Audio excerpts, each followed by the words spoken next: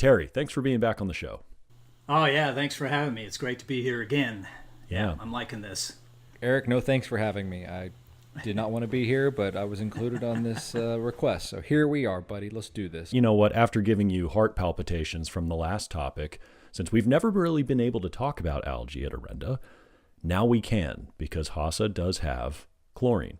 So we are going to cover the questions we've been getting for years, but now we're going to actually talk about it. In the last episode, we talked about black algae, which, as you now know, is not technically algae. It is a cyanobacteria. What we're talking about today are green and yellow algae, or mustard algae.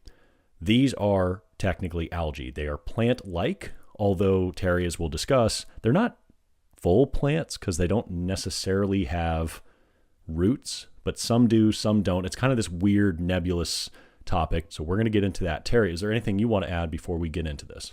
You talked about the whole root thing, and I know a lot of times you hear people say that they have black algae rooted into their pool, or the roots are in their pool.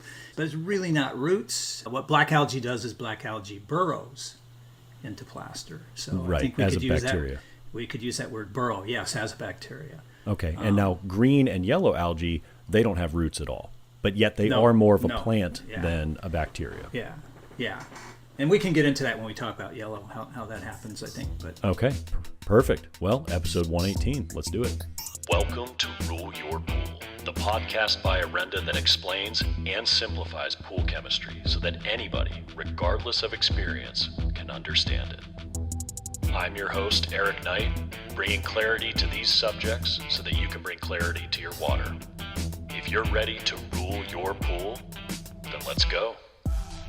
So I've done some homework, and I found out of the over 30,000 species of algae that exist, there are not that many types that can actually survive in a pool, but there are several different types of green and a handful of yellow. Those are the most common types we see, and most people in the industry refer to yellow algae as mustard algae. So, Terry, which one would you prefer to talk about first?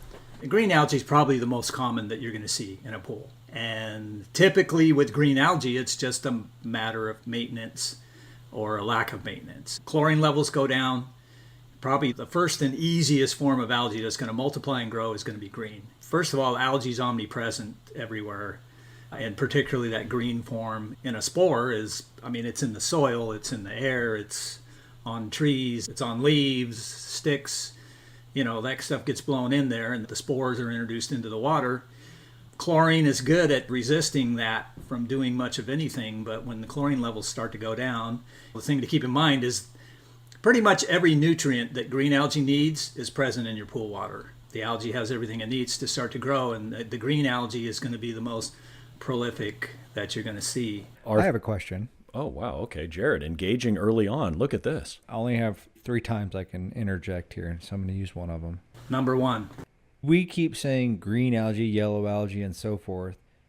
When I think of algae, when I was maintaining pools and whatnot, you'd go in there, it'd always be, it looked like yellow algae in the corners, on the steps, in the little nooks and crannies. How can we make color distinctions to determine the types of algae? Because I know you're referencing green algae, but it looks kind of yellow. And I guess it depends on a lot of factors. Well, we can get into that. I'd defer to Terry on that answer before I give you mine. So when we talk green algae, just common green algae, that's really like the forest green, lake green that you would recognize. I think that there can be blends as well. You can have mustard and you can have some green, and you can have, mustard algae growing in the pool and you have some green that's growing with it or over it, and you might see that. And so it looks more like a yellow greenish color, maybe. You certainly can have that, and I've seen that. I did pools for a long time where we would have both. The thing is, when we say green's the most common, and your experience, experientially speaking, was there's a experientially. Terry, tell them what you did to me after the last podcast when I said that's not a real word. Get this. You kind of scared me because then I thought maybe it wasn't a real word, so I had to look it up. Because I used that word experientially, and Eric called me on it. Said, not a real word. And I said, oh, man, I don't know. Maybe I'm getting old and I'm forgetting things. But I looked it up in the dictionary. That's the way you check things. And there it was, experiential and experientially. He screenshots it and sends it to me. Well, not just that. Terry's so genuine and authentic, he had to go find an actual dictionary to look this word up, people. And I did. It wasn't Urban Dictionary. It was a real thing, and I was wrong. So, Terry, thanks for punching that right back in my face. I appreciate you. So I think when we say green's the most common, I think it's more so maybe green's the easiest to grow. Okay. But to your point, Jared, you can have a lot of pools, and it can almost seem that the mustard's more common because you see it in certain pools, and especially in pools that have rough surfaces, corners, cracks, things like that, where that's going to burrow and it's going to be pretty common. And the reason it seems more common, I think, is because yellow algae is a whole heck of a lot harder to get rid of than green. You know, you can shock and green's gone. You can shock yellow and, I mean, it keeps coming back. It's real hard to get rid of. I guess that was going to lead to my next question. To follow up on the color topic real quick, is the appearance of the shade or color of algae you're looking at, I guess, would depend on the color of your surface as well. That's true as well. Yeah, I have a darker colored surface, so a green algae or yellow algae might present itself as more of a different shade of green or yellow or a brownish Right. At times. But moving on from that, are there places that green algae is more likely to grow or yellow algae is likely to grow? Because I have a experience with yellow algae growing, and it seems to me that it's always growing on the shade side of a wall. Well, when you say places, do you mean within a pool or regionally across the country? Within the pool, within the water. Yeah. Well, in general. The answer is yes. Most often you will see mustard algae on the shady side of your pool, on walls. You'll see them in corners, but you don't usually see mustard algae on the floor that gets a lot of sunlight. So you're going to see it in the parts of the pool that do not get a lot of sunlight. For some reason, this species prefers shade. Green algae is all over the place because there are so many different types. That's another misperception. You hear that algae grows or it proliferates because of photosynthesis, because it's able to take light, and the light is able to convert carbon dioxide into organic carbon, which is glucose. So basically they're like these little candy factories. You know, they can take light and turn it into candy bars. Let's just say, you know, science. Yeah, I love that. And so there's kind of that misnomer of, well, algae can't grow in the shade, but that's not really true. I mean, any type of algae that it is, it's always going to seek its comfort zone. And with yellow algae in particular, it tends to like the shade, but it also tends to like rough areas. And if you upset either one of those, then yellow algae is not going to be real prolific as a result of that. Well, Terry, I'm glad you brought that up because according to this source that I read, there's enough light in simple refraction of sunlight in the water for mustard algae. It doesn't need a lot of sunlight. Green algae uses a lot more, but green algae also reproduces a lot faster. Mustard algae doesn't produce as fast. Do I have the exact numbers on this? No. I just did a little bit of homework. I'm not trying to be a doctor on this, but you are absolutely correct. It is harder to get rid of mustard algae, and that has to do with the structure of the cell walls. So let's take a step back here, and there's really two types that you're going to see in pools, and that is planktonic algae and filamentous algae. Planktonic would be floating around in the water, single-celled organisms, duplicating. Sunlight accelerates this, and if given the right conditions, these green algae cells can reproduce every 3 to 6 hours if the water is warm enough. Now, in a chlorinated environment, it may not be that fast, but it depends, because as you mentioned earlier, Terry, when your chlorine gets low enough, what it really is it's a race. Sanitation is a race between the killing speed of your sanitizer and the growth and reproduction rate of the contaminant. If you are reproducing faster than the chlorine can keep up, you will be able to reproduce. This is where the cyanuric acid gets into it, which we'll get into in a little bit. If your chlorine is too slow to keep up, it's going to reproduce. But let's just say you had no chlorine. Let's say it's a pond. This algae can reproduce every 3 to 6 hours. That's correct. So you can have millions and millions of algae within a few days. Exactly right. It can take over very quickly. That's planktonic. Then there's filamentous, and this would be more of the mustard algae. Now, granted, there are also green types that are filamentous. And filaments, think of... Yeah, if you have clinging green algae that grows on walls... Absolutely. Yeah. So these things cling to things, walls, surfaces, etc., and they look microscopically more like hairs. And they web together, and they create mats of stuff, and you can feel them, and they're textured. So if you've ever touched green algae with your hand, you were feeling filamentous green algae, and it was protected by a slime. That Yep. slime is comprised of cellulose, polysaccharides, and proteins. In other words, the technical term is a biofilm. And this is a very hot button word that we've never been able to talk publicly at Orenda. But again, now that we're HASA, we can start getting into these topics that are big questions, certainly for the CDC and the Model Aquatic Health Code. Biofilms protect things from chlorine and other sanitizers. Whatever those things are, just imagine a web of, I don't know, Terry, is the word slime or snot appropriate for this? Yeah, it's actually a type of a plaque. It's like plaque that forms on your teeth. Well, I mean, you can get slimy plaque on your teeth. Like 2-3 days you don't brush your teeth, you know how they feel? Yeah. And then that will harden and so forth. But it is a form of a plaque. So since we're talking about teeth, you know, I'll just interject this here now. One of the number one preventers of algae is simply brushing, like just doing some regular routine brushing, you know, and that's where I see a lot of trouble. And when I did pools, and Jared, I don't know about you, but I know any pools that I walked in and took over where the tech just felt like he didn't need to brush on a particular day, those are the pools where you're going to see more yellow and more of the filamentous algae growth for sure. That's correct. It's one of the biggest frustrations I have Yeah, me too. had is when I would walk into a backyard and you see that you don't see it really, right? Like in my pool, for example, when I go out there occasionally and I brush the walls and the steps and I just all of a sudden see just plumes of this algae and stuff. Yeah. I'm like, man, I'm just thinking to my head, it is the easiest thing in the world just to quickly hit that with a brush on a weekly basis just to keep these algae spores and things off the walls and in the water so that the chlorine can do its job. And when you let that stuff go, boy, do you pay for it down the road. Yeah.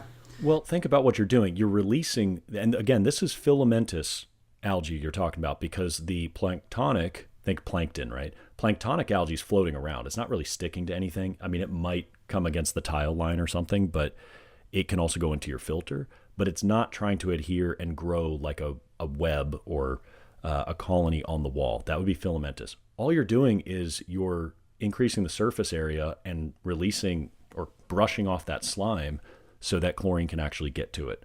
So if you release it off the surface, you have a higher probability of killing it off. And that's a really good thing. Regular chlorination is enough to prevent algae in most cases.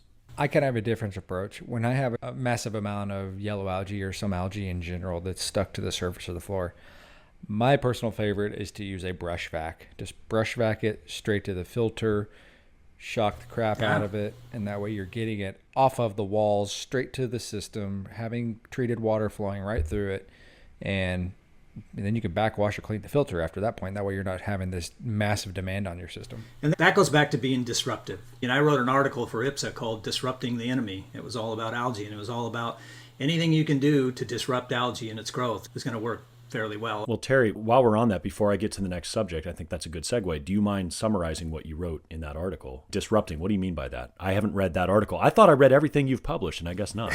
What about this one? Well, you know, I wrote this quite a long time ago, and I will tell you, and this is where our crossroads might meet. I did talk about algaecides in there too, but, you know, my main point of the whole thing was that algae likes to be comfortable. Brushing was a big part of that article, and, you know, just talking about you can't let it get comfortable. Once you let it get to where it starts really growing and it's more comfortable, it's a lot harder to deal with. You brought up algaecides in that article. Let's just make our position known. We understand that there is algaecide being sold and used in this industry. And quite honestly, it wouldn't be used or sold if it did not work. We're not saying algaecides don't work. If you maintain proactive pool care, you maintain sufficient chlorine levels, cyanuric acid, and all these other things that we preach, we don't feel that it's necessary. So let's just get that out of the way. And we understand they're there. We just don't promote them. That's why. Hold on, Jared. There's another reason we don't, and that's because of the long-term byproducts and the chemical conflicts after the fact. Correct. Every single algaecide that you can use that's not named chlorine will leave something behind that chlorine will conflict with down the road, or something else will conflict with. We talked in a previous episode about sodium bromide. Sodium bromide leaves behind a permanent problem. Copper is going to get oxidized eventually. You could have stains, right? Polyquat, quaternary ammonia, you're going to have combined chlorine. All these things are left behind, and we'll talk about that in some future episodes I've got mapped out that Terry and I want to conquer. But in this episode, let me finish talking about what differentiates green and mustard because they actually have a very similar treatment plan. So the good news is, if you do it right, it doesn't matter if it's green or yellow, you're going to be able to conquer both. The reason they look different is because of the chlorophyll types that are in them. Green algae have chlorophyll types A and B. I'm going to be honest with you, I don't know what that means, but the sources said that, so I'm going to take them at their word. There was a marine biologist on there talking about it, and he said the difference between a yellow algae and a green algae is that a yellow algae, or mustard algae, has more beta carotene in it. For some reason, this helps it process a lot less light to do the same thing so that it can survive. In some sense, it's a much more hardy or tough type of algae. It is more chlorine resistant over time because its cell walls are thicker at a molecular level, I guess. But the biofilm that protects it is very similar to the one that protects green algae. So there's not a lot of difference. They both feel slimy because they're both primarily made of cellulose, polysaccharides, and proteins. All of that is organic. All of it. The head of black algae, even though that's a bacteria, is made of something similar, except it's a much rougher texture. It's harder. This is more of a slime. The same thing goes in a treatment plan of making sure you optimize your sanitizer, but you got to get through the slime. That's really what it comes down to. Manage the slime, get regular chlorination to handle it. Now, of course, you could shock. You could superchlorinate. You could absolutely do that and burn through the slime, I guess. But remember, it's chlorine resistant. Chlorine wasn't made to get through polysaccharides. It was made to kill things. So if you can handle that organic film, it's going to be a lot easier to get chlorine to the target. So the difference between like yellow or mustard, or sometimes people call it yellow-brown, the green's like a flagella, form, they call it, or dinoflagellates. That's the classification. That basically, that's just, if you were looking at green algae under a microscope and you looked at it, you'd have these sort of oblong shaped, and they have a whip at the end of the whip tail, and that tail is like what makes it swim all around. They like to just swim in the water. That's why they're floating, free floating, or whatever. And that's planktonic. That's planktonic. Planktonic, and it's they call it like a flagellite or whatever, which is kind of interesting. But anyway. After I have Chipotle, I'm very flagellant. That's exactly where my brain was going, with flagellant. Yeah, and so am I. Hey, me too, man. Me too. We are mature people. This is a professional flagellants. podcast. Yes, flagellants. And yellow algae, they're classified as diatoms. Yeah. Fun fact, there are other species of algae that are also diatoms that consume silica and calcium and all these other things. And then when they dry out, and they die out, so to speak, they get crushed into a product that we use as filter media called diatomaceous earth. Now, it's not the same algae that you see in the pool, but it is a different type of algae. So just a little fun fact in there. Terry, what can we do to optimize chlorine performance to prevent algae?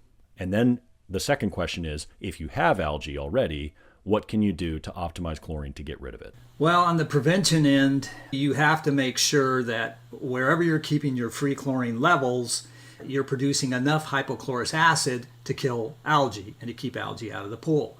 And the research has shown that you need 0.5 ppm of hypochlorous acid in order to kill algae. Research has also shown that if you even have 30 parts per million cyanuric acid in your pool, and the general guideline or recommendation is like, let's just say it's 1 to 3, is actually EPA, it's 1 to 4. 1 to 4 what? I'm sorry, 1 to 4 parts per million free chlorine in order to keep bacteria and algae at bay in your pool, right? That's what they say. However, other research has also shown that you have to have that 0.5 ppm of HOCl in order to kill algae, and that if your CYA is at 30, you're not going to produce sufficient HOCl until you're at 4 ppm. So based on where somebody's cyanuric acid is and so forth, they may look and go, well, this manufacturer or this chlorine, manufacturer is recommending 3. As if I'm at 3, everything's good. Well, they're at 3, but they're not producing enough HOCl, so they're going to have algae. So talking about the preventing side, I think we really need to look into where the cyanuric acid levels are, look into the free chlorine to cyanuric acid ratio, make sure you're practicing that. And I would just say, if you're in an area that's prone for algae, or you've got a pool that's prone for algae, and you're trying to maintain and prevent that, if you've got CYA anywhere from 30 on up, you're going to need to really hone in on where your free chlorine level needs to be so that you're producing enough HOCl to keep that algae at bay and to kill that algae. Well, isn't it 7.5% of your cyanuric acid level is Correct. the desired? So if we were at 100 for easy math, 100 CYA, which a lot of trichlor pools have, they even have more than that, 7.5 parts per million free chlorine is your minimum. So if we cut that in half, that goes to 3.25. Right. I understand what you're saying. It's a little bit less than 4, but 4 would be a safe number to go for. Let's just say that we tell people all the time to shoot for a 30 parts cyanuric, 30 to 50. If you're at 30, you need 2.25 parts of free chlorine. So more than that, and I know I'll say everybody, but the majority minimum. Well, hold on. You need that maintained, Jared. I because agree. You need that maintained. That's what I was trying to get to, is we know experientially circumstances that we've been through. Experientially, we know. Come on. Well, when Terry's right, Terry's right. I know. I'm getting ganged up on here. Doesn't happen very often, so better grab onto Let's it. savor these moments. But experientially, we know that every pool in this country is maintained in our perfect prediction of 30 to 50 parts cyanuric acid, right? Oh, of course. Yeah, right. Yeah. So of course. we know that if we're telling people 30 parts cyanuric acid is good, our starting level is 2.25 free chlorine minimum. That's hard. Well, it's also hard to keep it there because it gets used up so quickly. So where do you think you need to shock on a 7-day route, like a once-a-week route? How high do you think it needs to go, Jared? Just Round numbers. Usually when I was maintaining a pool, I would try to get the chlorine level, around 5 parts per million, just because I know I probably had that 30 to 50 parts cyanuric. And knowing it was going to dip down, then you just kind of rinse and repeat week after week after week. And if you have any issues, hit it a little harder. If you do have algae, you're going to hit it a little harder than the normal weekly maintenance routine. And just try to do the best you can. Trust me, this is a tough job. Maintaining pools, especially right now when it's 105 degrees outside, and as everybody should know, when the water temperature heats up, molecular activity heats up. These things speed up, and it's a lot harder, a lot faster things that are going on that we have to manage as pool guys. I have a question then.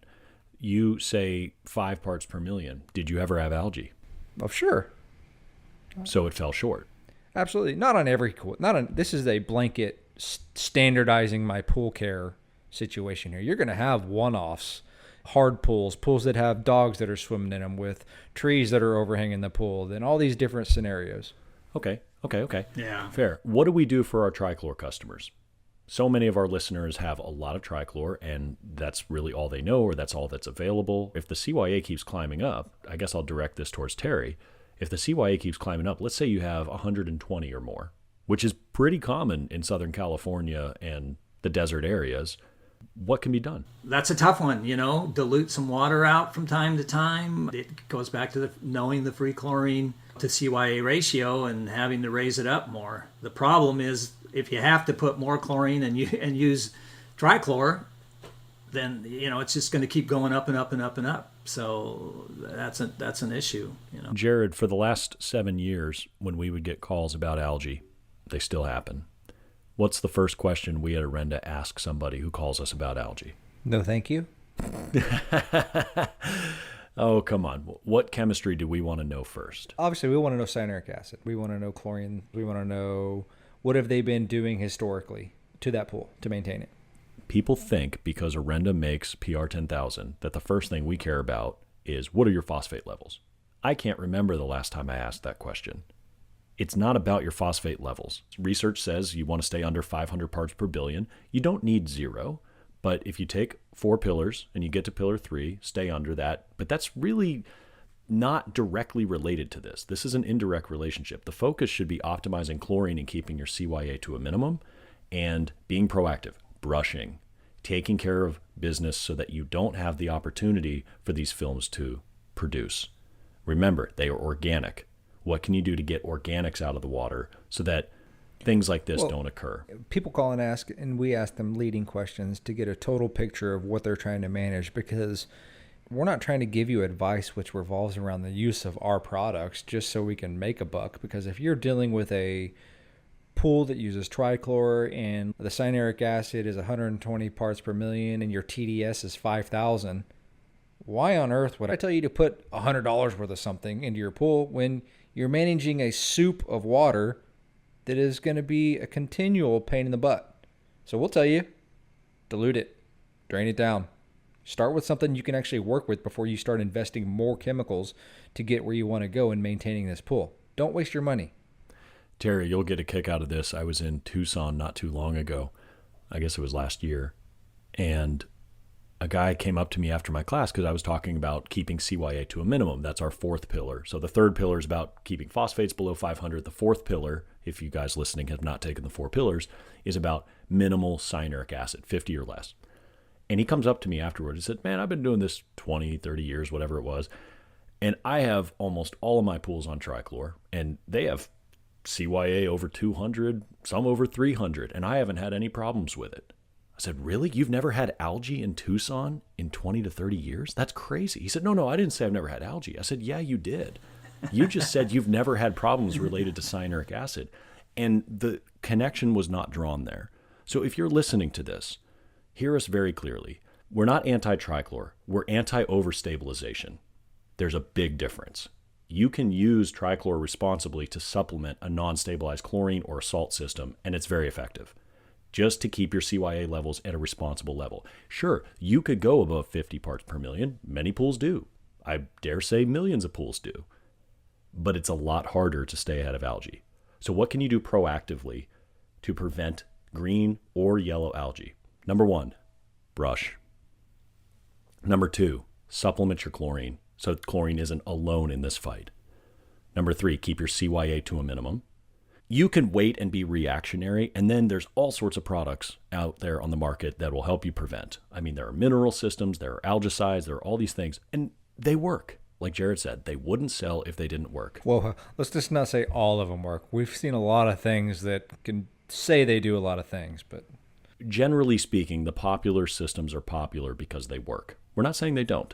Just be aware of the byproducts left behind. We don't want conflicts down the road because eventually you're going to have more chlorine demand getting rid of that algaecide than you did the algae to begin with. So let's wrap this episode up. Jared, what are your thoughts? How much do I need to delete from this episode? Nothing. We don't edit these at all. These are just complete straight riffs that we just rip off to our 158 listeners. Thank you all, by the way. Maybe we get to 160 with Terry's inclusion, but we're doing big things. Terry, have you subscribed yet? I think I have. If I haven't, I should. If not, we're up to 159. Okay. Well, I think I have. That's great. Good. I'll double check. Okay, cool. Tell your friends. All right. Terry, what are your thoughts? I teach this everywhere I go when I'm teaching water chemistry, and that is how important free chlorine is. And the one thing I encourage pros to do and to know, not that they have to do this every week, but they should know pretty much the difference between what their free chlorine level is and what their combined levels are. I talk to a lot of pros, and they're like, well, I test my total chlorine.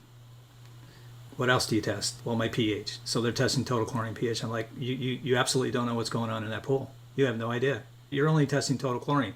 What's your free chlorine? What's your combined? And the thing is, the real secret here to keeping bacteria, algae, anything free from a pool is you have to have your free chlorine level higher than your combined level. I'm going to second that statement from Terry because when I was maintaining pools, I could not tell you if I ever checked my free chlorine levels. It was always total chlorine because you know what? I had to get on to the next job.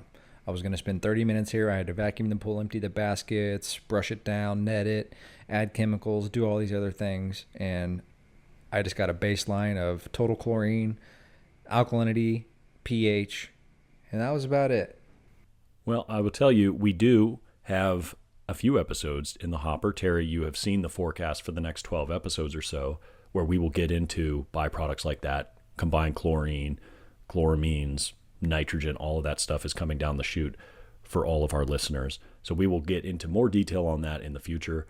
But for this, if we could summarize it, again, be proactive against algae, understand it is protected by an organic film, brush that off, do other things that reduce non-living organics. I'll leave you to figure out what that might be.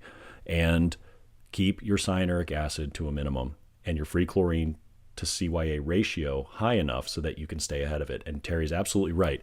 You need to make sure you have at least half a part per million of hypochlorous acid. Terry, anything else before we wrap up? I think that's it. And make sure you brush. All right, guys. Thank you so much for being on here. This has been episode 118 of the Rule Your Pool podcast. Thank you for all the feedback. If you have questions, visit our website, orendatech.com, our help center, ask.orendatech.com.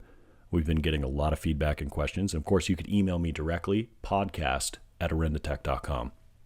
And Terry, if people would like to reach you, you have an email address as well. Isn't it askterry@hasapool.com? That is correct. askterry@hasapool.com. Awesome. Everybody, thank you for being here. I will now get to editing this episode. Until next time, take care. Thank y'all. Thank you for listening to Rule Your Pool, a podcast by Orenda Technologies. For more information on what we discussed in this week's episode, check the links in the description or visit www.orendatech.com. I hope you find this show valuable enough that you tap that subscribe button and share it with your friends.